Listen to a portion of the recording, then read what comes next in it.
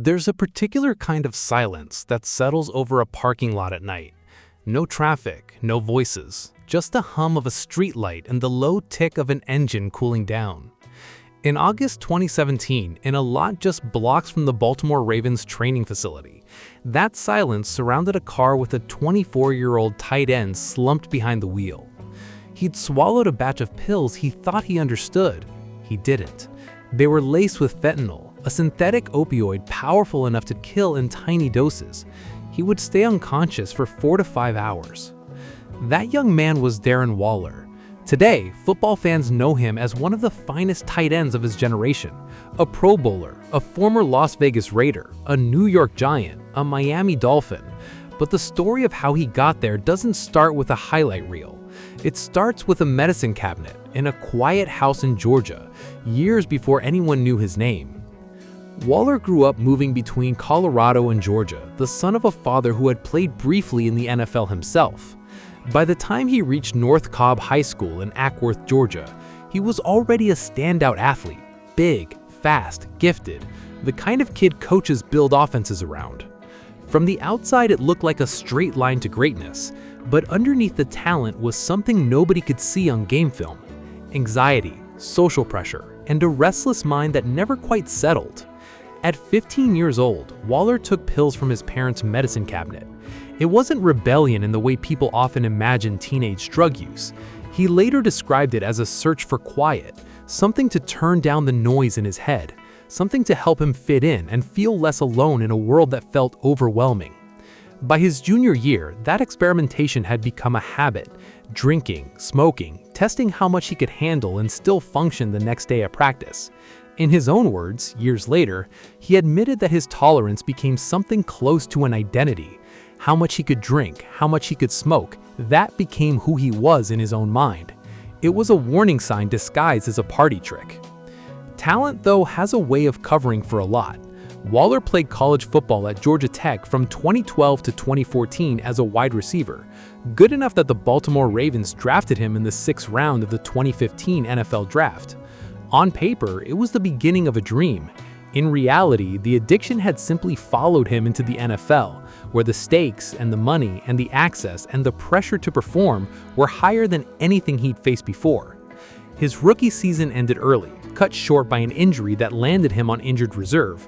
But it was what happened away from the field that worried the people who loved him most.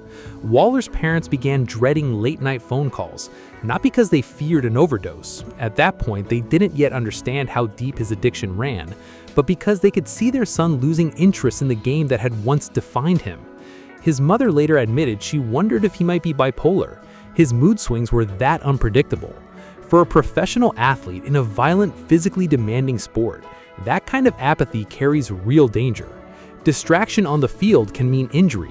Distraction off the field, in his case, meant something worse.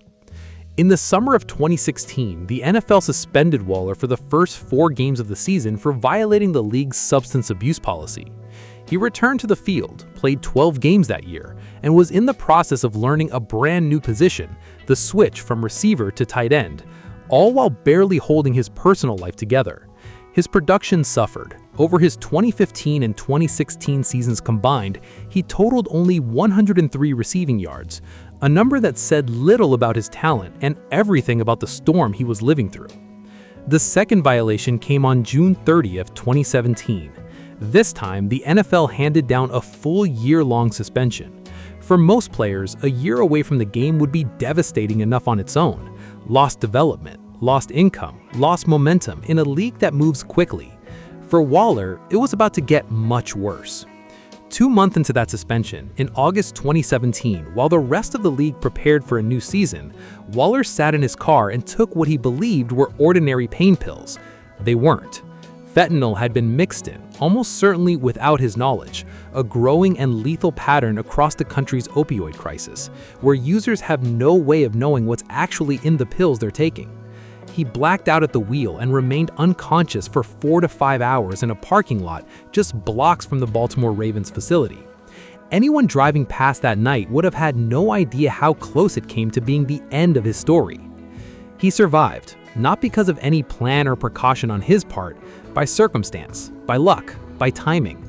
by something he still doesn't take full credit for. In the days and weeks that followed, something in him recognized the moment for what it was, a final warning, one he might not get again. As Waller later put it in interviews, that overdose was the moment that finally opened the door for his life to change, not because he wanted it to, because he had run out of other options.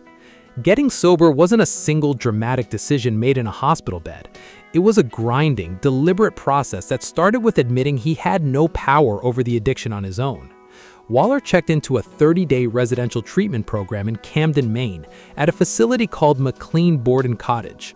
It wasn't just about detoxing his body. For the first time in his adult life, he had to sit still with the emotional and psychological roots of his addiction, the anxiety he'd been medicating since he was 15, the isolation, the years spent chasing quiet through substances instead of confronting what caused the noise in the first place. He completed his year-long suspension believing his career might already be over. Rather than staying near the league, he moved back to Georgia to live with his parents, uncertain if football would still be waiting for him on the other side of the cross. While working out on his own time and hoping for a second chance, he took a job as a grocery store clerk.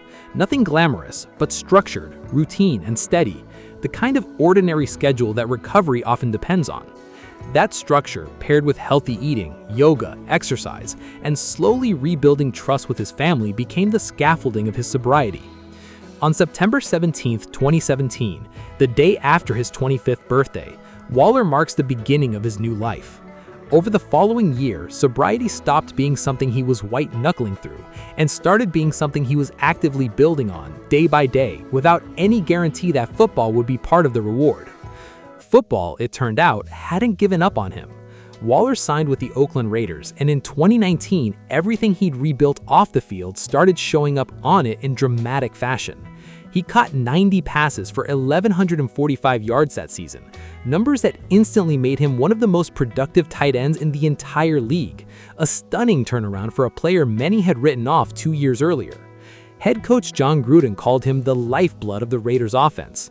In 2020, he earned his first Pro Bowl selection, a milestone that would have seemed almost fantastical to the version of himself sitting unconscious in that parking lot outside of Baltimore. But Waller didn't treat his recovery as a private victory to be quietly filed away and forgotten once the wins started coming. After the 2019 season, he founded the Darren Waller Foundation, dedicated to helping young people, especially teenagers wrestling with the same anxiety, isolation, and substance struggles that had nearly ended his life before it truly began. He speaks at DEA-sponsored youth summits, hosts fundraising dinners to help cover the cost of rehabilitation programs that can run upwards of $30,000, and holds Zoom calls with groups of teens currently fighting the same battle he once lost, again and again before he won it. Waller's career has continued to evolve since that first comeback season. A trade sent him to the New York Giants, and later he joined the Miami Dolphins, all while his advocacy work kept expanding alongside his playing career. He has partnered with university substance awareness programs, sitting down with college students to walk them through exactly how his addiction started, not with some dramatic rebellion, but quietly, at 15, in a house where he felt like nobody understood what was going on inside his head. He has never lifted a championship trophy. His story isn't built around the title. It's built around something arguably harder to sustain, waking up every single day and choosing again not to lose the life he nearly threw away in a parking lot outside of Baltimore. In his own words, he now focuses each morning on doing what he needs to do and representing his family well, building steadily on the second chance he was given rather than assuming it was owed to him. That daily choice, repeated for years now, is the real victory in Darren Waller's story. Proof that the lowest point in a person's life doesn't have to be the final chapter. Sometimes it's simply the place where the real comeback begins, one ordinary, unglamorous day at a time.